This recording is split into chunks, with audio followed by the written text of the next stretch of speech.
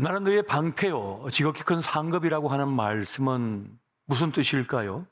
이제 우리가 부를 수 있는 큰 이름이 있다는 것입니다. 이제 우리가 의지하고 붙들 큰 그 존재가 나에게 있다는 것을 말하는 것입니다. 인생을 살면서 부를 노래가 있는 사람은 참 행복한 사람입니다. 부를 이름이 있는 사람, 또 의지할 곳이 있는 사람은 행복한 사람인 것이죠. 오늘 성경 기자는 하나님께서 아브라함의 작은 믿음을 의로 여기시고 언약의 백성으로 삼았다라고 오늘 말씀해 주고 계십니다. 창세기 15장 6절을 보면 아브라함이 여호와를 믿으니 여호와께서 이를 그의 의로 여기셨다고 말씀합니다. 그리고 언약의 백성으로 삼아 주셨다라고 하는 사실을 말씀해 주고 있습니다. 언약의 백성이 됐다는 말은 무슨 말입니까? 이제는 하나님과 깊이 연결된 존재가 되었다는 것이죠. 하나로 묶였다는 것을 말하는 것입니다. 그리고 하나님께 속했다는 것을 말하는 것입니다. 이제 여호와의 놀라운 계획 속에 아브라함이 있게 되었다는 것을 말하는 것입니다. 이제 무엇을 하든지 하나님께서는 아브라함을 고려하여 그 역사를 운행해 나가신다는 것을 말씀하시는 것입니다. 또한 이것은 우리에게 매우 놀라운 말씀을 주고 있습니다. 이 놀라운 하나님의 약속은 단지 아브라함에게만 국한된 것이 아니라 예수 그리스도를 구주로 영접하여 하나님의 언약 백성이 된 우리 모두에게도 해당되는 말씀이라고 지금 우리에게 가르쳐주고 있다는 것입니다. 로마서 4장 23절에서 25절 말씀 우리 같이 한번 보겠습니다. 시작. 그에게 의로 여겨졌다 기록된 것은 아브라함만 위한 것이 아니요 의로 여기심을 받을 우리도 위함이니 곧 예수 우리 주를 죽은 자 가운데서 살리신 이를 믿는 자니라. 예수는 우리가 범죄한 것 때문에 내줌이 되고 또한 우리를 의롭다 하시기 위하여 살아나셨느니라. 아멘.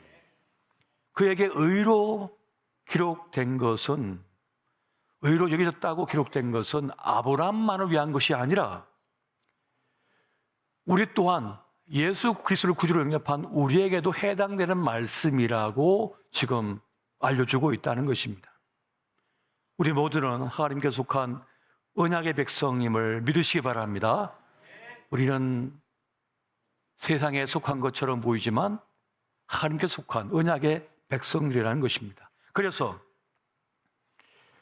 나는 너의 방패요 너의 지극히 큰 상급이라고 말씀하신 그 말씀이 우리에게도 해당되는 말씀이라는 것입니다. 지금 하나님께서 말씀합니다. 나는 너의 큰 상급이라고, 내가 너의 방패라고 지금 말씀하고 있다는 사실인 것입니다. 하나님의 말씀을 들었습니다만 아브라함은 이렇게 말을 합니다. 하나님께서 약속하신 상속자가 없으니 집에 있는 충성스러운 종 엘리에셀을 나의 상속자로 삼겠습니다 라고 말을 합니다. 그래서 하나님께서는 아브라함을 데리고 나가서 저 하늘을 우러러 보라, 하늘을 쳐다보라, 저 별들을 보라 라고 말씀을 하십니다. 그러면서 저 별과 같이 수많은 후손들을 내가 너에게 줄 것이다. 사라를 통하여 그 일을 이루게 될 것이라는 말씀을 주십니다. 하늘의 별을 보라는 말씀은 무슨 말씀입니까? 저 별들을 내가 창조했다는 거예요. 하나님께서 창조하셨다는 겁니다. 저 우주를 창조하셨고 저 수많은 별들을 창조하셨고 이 지구를 창조하셨고 내가 너를 창조했다고 그렇게 말씀을 하시는 것입니다. 무에서 유를 창조하시는 그 하나님의 능력이 너에게 임할 것이다. 너와 함께 할 것이라는 그 말씀을 지금 하나님께서 주고 있는 것입니다. 무슨 말씀입니까? 너는 너의 조건을 보지 말라는 것입니다. 너의 처지와 상황에 묶이지 말라는 것입니다. 그래서 압도당하지 말라는 말씀을 주고 있는 것입니다. 내가 너의 보호자가 될 것이고 내가 너의 구원이 될 것이고 너에게 최종적 승리를 주시는 하나님이 될 것이라고 그렇게 말씀해 주고 있습니다. 하나님께서 우리의 구원이시오 우리에게 최종적 승리를 주신 분이심을 믿으시기 바랍니다. 이것이 바로 내가 너의 방패요 너의 지극히 큰 상급이라는 말씀의 뜻이 되고 있는 것입니다. 오늘 본문을 읽어보면 하나님께서는 아브라함과 그 후손들에게 임할 미래의 일을 미리 알려주고 계십니다. 창세기 15장 13절부터 16절까지 말씀 같이 한번 보겠습니다. 자, 시작. 여호와께서 아브라함에게 이르시되 너는 반드시 알라 내 자손이 이방에서 객이 되어 그들을 섬기겠고 그들은 400년 동안 내 자손을 괴롭히리니 그들이 섬기는 나라를 내가 징벌할지며 그 후에 내 자손이 큰 재물을 일컬고 나오리라. 너는 장수하다가 평안히 조상에게로 돌아가 장사될 것이요 내 자손은 4대 만에 이 땅으로 돌아오리니 이는 아모리 족속의 죄악이 아직 가득 차지 아니함이니라 하시더니 아브라함에게 앞으로 일어날 일을 미리 알려주고 계신 겁니다. 너는 장수하여 살다가 떠날 것이다. 그러나 너의 후손은 많은 고초를 당할 것이다. 바로 애굽에서라고 얘기해 주고 있는 것입니다. 이 말씀, 이 예언은 성취되어졌다고 하는 사실을 우리는 알고 있습니다. 성경을 읽어서 알고 있고 일반 역사를 통해서 우리는 알고 있습니다.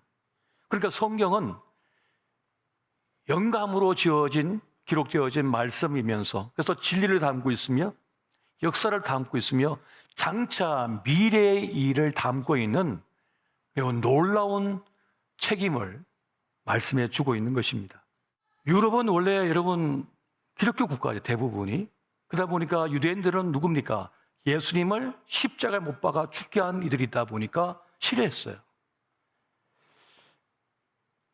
그런 와중에 유대인들에 대한 거짓 소문이 퍼지게 되고 그래서 가는 곳마다 사실 배척을 받습니다. 천한 직업을 가지게 됐고 원래 금융업, 돈을 관리하는 것은 사실 천대맞는 직업이었는데 근데 나중에 시대가 바뀌면서 큰 부자들이 된 거죠. 러시아에서 큰 사건이 일어납니다. 알렉산드로 2세가 러시아의 혁명가들에 의해서 암살을 당합니다. 근데 소문은 유대인들이 죽였다라고 하는 거짓 소문이 퍼져요. 그래서 유대인들을 탄압하고 학살하기 시작합니다. 그걸 포그롬이라고 하는데 40년간 이어져서 15만 명의 유대인들이 죽임을 당합니다. 1894년 프랑스에도 한 사건이 일어납니다. 드레피스 사건이라고 하는 것인데 이 파리 주재 독일 대사관에 프랑스의 군사 기밀이 흘러들어갑니다. 근데 누가 그걸 팔아넘기냐, 정보를 하고 추적을 하는 가운데 이 프랑스 정보국에 유대인 장교가 한 명 있었습니다. 바로 이 드레피스였죠. 사람들은 그가 범인일 것이다. 증거가 부실한데 그 사람을 잡아서 종신형에 처하게 만듭니다. 이 일을 통해서 유대인들은 큰 교훈을 얻습니다. 아, 우리가 어디에 가서 환영받지 못한다. 어디에도 우리는 발 뻗고 잘 곳이 없다. 이 세계는 안전하지 않다. 그럼 어떻게 해야 되느냐? 하나님께서 약속하신 땅, 아브라함에게 약속하신 땅, 가나안, 팔레스타인, 그곳에 가야 된다고 헤르칠이라고 하는 유대 기자가 유대 국가라고 하는 책을 출간해요. 그 책에서 우리는 원래 약속한 땅으로 가야 된다는 주장을 합니다. 그래서 사람들이 그 책을 읽고 감동을 받고 마음을 모아서 스위스 바젤에서 유대 국가를 위한 모임을 하고 애국가를 만듭니다. 그리고 한 전략이 팔레스타인 땅을 조금씩 사자라고 하는 결론에 이르게 됩니다. 그래서 유대 민족 기금을 만들어서 돈을 모아요. 그리고는 팔레스타인 땅을 하나씩 사기 시작합니다. 첫 번째 산 땅을 유대 정착촌으로 만들고 텔아비브 봄의 언덕으로 부르기 시작합니다. 첫 번째 착촌이에요. 그리고 나서 두 번째, 세 번째, 네 번째 계속해서 만들어가기 시작합니다. 처음에는 이 유대인들이 유럽 세계 곳곳에서 핍박받고 죽임을 당하고 하니까 불쌍한 마음에 받아들였는데 점점 땅을 크게 차지하면서 그 숫자가 늘어나자 이 팔레스타인에 살고 있는 이 아랍 계열의 사람들이 두려워하기 시작합니다. 그러니까 폭동을 일으키면서 쫓아내려고 하죠. 그런데 이미 들어온 사람 나갈 수가 없고, 그러던 중에 2차 세계대전이 발발합니다. 히틀러는 유대인들을 아우슈비츠에 가둬놓고 가스실에서 죽게 만듭니다. 그러자 그나마 유럽에 있던 흩어져 있던 유대인들이 모두 이 팔레스타인으로 들어오기 시작합니다. 대거 들어오기 시작하는 거죠. 당시 이 팔레스타인은 영국과 프랑스가 공동으로 분할해서 통치하고 있었습니다. 그런데 이 문제가 점점 커지고 혼란스러워지자 이 문제를 유엔에다가 상정을 합니다. 유엔에서는 이 두 민족을 어떻게 할 길이 없는 거예요. 하나를 쫓아낼 수가 없는 거예요. 그래서 두 민족이 그곳에서 같이 살게 결정을 내리게 되는 것입니다. 그래서 1948년 5월 14일 이스라엘 나라라고 하는 것이 건국됩니다. 그날 유대인들은 다 축제를 벌이며 파티를 벌이며 환호했습니다. 그런데 하늘에 웬 전투기가 날아오기 시작합니다. 이집트에서 보낸 겁니다. 폭격을 하기 시작합니다. 그래서 제1차 중동 전쟁이 벌어지게 됩니다. 그래서 2차, 3차, 4차까지 벌어지다가 오늘까지 지금 이렇게 된 것이죠. 이스라엘이 건국되었을 때 신학적인 논쟁이 벌어졌습니다. 성경에서 말하고 있는 이 이스라엘의 회복이 그럼 마지막 때인가? 이게 성경의 예언이 이루어진 것인가? 성경에는 이스라엘, 예루살렘이 회복되면 메시아가 오고 그 종말이 오는데 그럼 성경이 이루어진 것인가? 라고 생각을 했어요.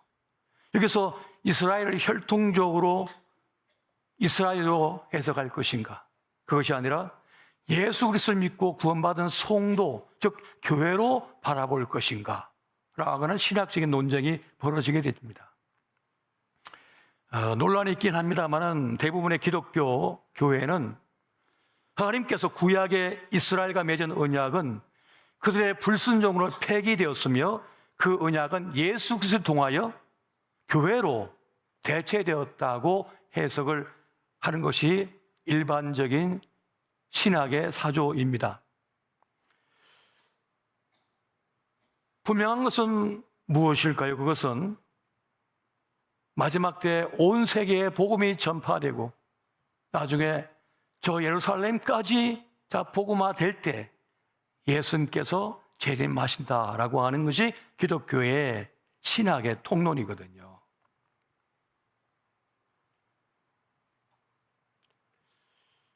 그래서 그들이 이스라엘을 건국하고 예루살렘을 회복했다고 해서 마지막 때가 아니라 온 세계에 복음이 다 전파되어 가지고 마지막 유대인들까지 예수님 영접할 때 주님께서 재림하시는 것이 아니냐라고 그렇게 우리는 믿고 있는 것입니다. 근데 어찌되었든 중요한 것은 뭡니까? 아브라함이 하나님을 만나서 하나님께서 아브라함에게 약속했던 그 모든 예언은 다 성취가 됐다는 거예요. 다 이루어졌다는 거예요. 성경에서도 일반 역사 속에서도 다 이루어졌다는 것입니다. 그렇다면은 머지않아 요한계시록에 게시된 그 모든 예언도 성취가 될 것이라는 것이죠. 그러니까 성경은 단순한 기록이 아닌 것입니다. 하나님의 영감으로 기록된 진리의 말씀이고 우리의 미래에 대한 하나님의 예언이 되고 있음을 믿으시기 바랍니다. 그래서 성경은 예사로운 책이 아닌 것입니다. 진리인 것입니다. 오늘 본문의 말씀을 통해서 깨닫는 바 중요한 사실은 무엇입니까? 아브라함의 그 작은 믿음을 하나님께서 의로 여기셔서 언약의 백성으로 삼으셨던 것처럼 우리도 예수 그리스도를 영접하여 하나님의 언약의 백성이 되었다는 사실입니다. 할렐루야. 그리고 하나님께서 아브라함을 향한 그 계획과 뜻을 세우시고 성취하신 것처럼 하나님께서 우리를 향한 계획이 있음을 믿으시기 바랍니다. 하나님의 위대한 계획 속에 우리가 있는 겁니다. 우리 존재가 있는 거예요. 우리를 향한 하나님의 뜻이 있고 그 뜻이 지금 펼쳐지고 있다는 것입니다. 그래서 여러분, 인간이 원숭이 새끼나 미물이 아니에요. 착각하지 마세요. 세상에 아무리 그렇게 떠들어도 그렇게 믿을 필요는 전혀 없는 것입니다. 하나님의 언약 백성에게 주님께서 약속하신 놀라운 축복이 있습니다. 세 가지 은혜가 있습니다. 출애굽기 19장 5절부터 6절까지 말씀 같이 한번 보겠습니다. 시작. 세계가 다 내게 속하였나니 너희가 내 말을 잘 듣고 내 언약을 지키면 너희는 모든 민족 중에서 내 소유가 되겠고 너희가 내게 대하여 제사장 나라가 되며 거룩한 백성이 되리라. 너는 이 말을 이스라엘 자손에게 전할지니라. 아멘. 하나님의 놀라우신 그 약속 첫 번째는 뭡니까? 그것은 우리는 하나님의 소유가 되었다는 사실인 것입니다. 한번 따라해 보십시오. 우리는 하나님의 소유가 되었습니다. 우리는 하나님의 소유가 되었습니다. 하나님의 소유가 되었다는 이 말, 그 단순히 소속이 바뀌었다 이런 뜻이 아닙니다. 소유는 히브리어로 세굴라라고 하는 말을 쓰고 있는데 그 뜻은 특별한 보물이다 이런 뜻을 가지고 있는 것입니다. 창세기 15장 6절 말씀을 세 번역으로 한번 보겠습니다. 창세기 15장 6절 말씀입니다. 자, 같이 한번 보겠습니다. 시작. 아브라함이 주님을 믿으니 주님께서는 아브라함의 그런 믿음을 의로 여기셨다. 하나님께서는 우리를 너무나 사랑하셔서 아끼셔서 우리의 작은 믿음을 귀하게 여기셔서 의로 여기시고 하나님의 자녀로 삼으셨습니다. 그리고 나의 보물이 될 것이라고, 가장 귀한 존재가 될 것이라고 말씀을 하고 계셔요. 다시 말하면 하나님께서 우리를 가장 아끼신다는 것이죠. 소중히 여기신다는 것입니다. 그래서 우리는 우리 자신을 너무 하찮게 여겨서는 안 됩니다. 지금 내가 가진 조건, 내가 가진 소유, 지금 형편으로 인해서 자신을 판단해서는 안 된다는 것입니다. 하나님은 너는 내 것이라고 말씀하여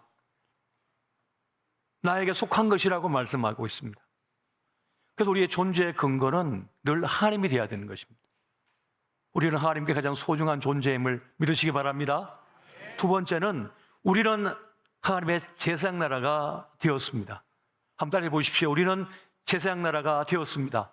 우리는 제사장 나라가 되었습니다. 여러분, 제사장은 무엇을 하는 사람입니까? 하나님을 가장 가까이에서 섬기는 사람입니다. 하나님께서 제일 먼저 자신의 뜻을 알려주십니다. 그리고 가장 가까이에서 지근거리에서 하나님을 모십니다. 가장 깊은 신뢰 관계를 가지고 있는 거예요. 그러니까 이것이 뭡니까? 우리의 영광이 되고 있습니다. 존재의 영광이 되고 있는 거예요. 여러분, 우리가 중요한 인물과 정말 훌륭한 인물과 사진을 찍을 때 가장 옆에 설 때 영광스럽게 여기지 않습니까?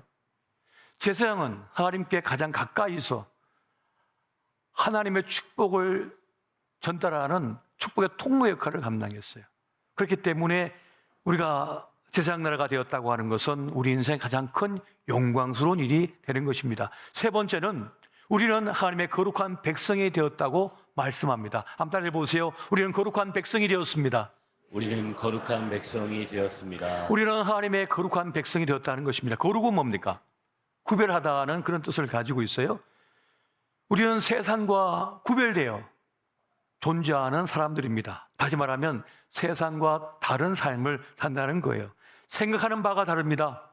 느끼는 바가 다릅니다. 말하는 바가 다릅니다. 선택하는 바가 다릅니다. 사람 모습이 다르다는 것입니다. 기쁨도 슬픔도 성공도 그 기준이 달라요. 무서워하는 것, 두려워하는 것도 달라요. 세상 사람들과 다르다는 것입니다. 우리는 한 영혼이 구원받으면 기쁩니다. 한 영혼이 믿음에서 떨어져 나가면 슬픕니다. 우리는 두려워하는 게 다릅니다. 우리의 두려움은 하나님의 슬픔입니다. 하나님의 진노하심입니다. 그래서 우리는 하나님을 우리 인생의 중심에 두고 삽니다. 우리는 하나님을 알기 때문에, 믿기 때문에 경계를 세웁니다. 세상과. 그래서 할 수 있는 일이 있고 할 수 없는 일이 있어요. 먹을 수 있는 것이 있고 먹을 수 없는 것이 있어요. 그것이 세상과 다른 것이고 그것이 우리의 경쟁력이 되고 있습니다. 세상 사람들은 경계를 다 넘어섭니다. 내 마음이 원하는 대로 다 해야 되지 뭐. 그게 자유 아니야? 그게 자유 아니냐고 이렇게 말을 합니다. 하지만 하나님의 사람들은 아무리 무한한 자유가 주어졌어도 하나님 말씀대로 살려고 합니다. 그 경계를 넘어가지 않습니다. 사단이가 톡톡 던져준다고 해서 넙죽 그냥 넙죽 다 받아먹지 않습니다. 다 가지지도 않습니다. 내 것이 아니면 받지를 않습니다. 그것이 바로 우리의 경쟁력이 되고 그것이 바로 세상과 우리를 차별화하는 모습이 된다는 것입니다. 여러분, 우리 있음은 하나님이십니다. 우리 존재 근거는 하나님이신 거예요. 우리는 하나님의 소유된 백성, 보물 같은 존재로 서 있습니다. 우리의 영광은 뭡니까? 하나님께 가까이 있다는 거예요. 주님을 반영하는 삶을 사는 것, 이것이 우리의 인생의 영광이 되고 있습니다. 우리의 기쁨은 내가 하나님께 순결한 신부가 되었다는 것, 주님께 속했다고 하는 그것이 우리에게 또한 기쁨, 자랑거리가 되고 있습니다. 하나님은 우리의 구원이시오 최종적 승리를 주신 분임을 믿으시기 바랍니다. 나는 너의 방패요 지극히 큰 상급이라는 이 말씀, 여러분 이 말씀을 믿으시기 바랍니다. 세상에 아무리 좋아 보이는 것, 대단해 보이는 것, 진짜같이 보이는 것이 있어도 그것이 나를 보여줄 수 없습니다. 나를 지켜낼 수 없습니다. 다 떠나갑니다. 주님만이 내 인생을 후히 값을 쳐줄 수가 있습니다. 내 인생의 삶, 수고, 땀 흘림, 그리고 피 흘림까지 그 인생을 후히 갚쳐주시요. 그래서 우리에게 진정한 상급이 될 수 있다는 겁니다. 보상이 될 수 있다는 것을 말씀해 주고 있는 것입니다. 하나님은 우리를 향한 계획이 있습니다. 아브라함을 향하여 계획을 세우시고 그 성취를 다 이루신 것처럼 하나님께서는 우리를 언약 백성 삼으시고 우리를 향한 뜻과 계획이 있습니다. 우리는 여호와의 큰 계획 속에 서 있는 거예요. 그리고 우리를 통하여 그 일을 이루어가고 계시는 것입니다. 세상은 나에 대한 계획이 없습니다. 그래서 우리는 슬픕니다. 세상은 우리 자녀에 대한 계획이 없습니다. 그래서 우리 아이들이 눈코 뜰 새 없이 공부하는 거 아닙니까? 나를 향한 계획이 없으니 내가 세우려고. 회사에서 이제 당신을 향한 계획이 없어요. 그럼 나가랍니다. 이게 세상입니다. 그런데 하나님께서는 우리를 향한 계획이 있대요. 뜻이 있대요. 아브라함을 향하여 베푸셨던 그 놀라운 은혜처럼 말이죠. 지금 나 자신을 보면은 또 내 자식들을 보면은 무엇을 바라고 시작하겠는 무너져 버렸어요. 무엇인가 바랄 수 없는 그런 상황 속에 바라니 염치가 없어요. 그럼에도 불구하고 하나님께서는 그 아브라함의 작은 믿음을 후하게 값을 쳐주셔서 의로 여겨서 언약 백성 삼으시고 복을 주시고 역사를 이루어 가신 것처럼 우리의 작은 믿음을 주님께서 후하게 값을 쳐주시고 의롭게 여기시고 우리를 구원하여 주시고 최종적 승리해 주심을 믿으시기 바랍니다. 이것이 여호와는 나의 방패요 나의 지극히 큰 상급이라는 뜻이 되는 것입니다. 여러분, 세상 우리를 값없다 보잘것없다 말하지만 하나님께서는 우리를 보시면서 너는 참으로 값지다. 너는 참 보배로운 존재다. 내가 너를 버리지 않을 것이다. 내가 너를 책임질 것이다. 말씀하고 있다는 것입니다. 하나님 은혜가 우리에게서 미루시기 바랍니다. 하나님의 능력의 손이 우리 자녀에게 있습니다.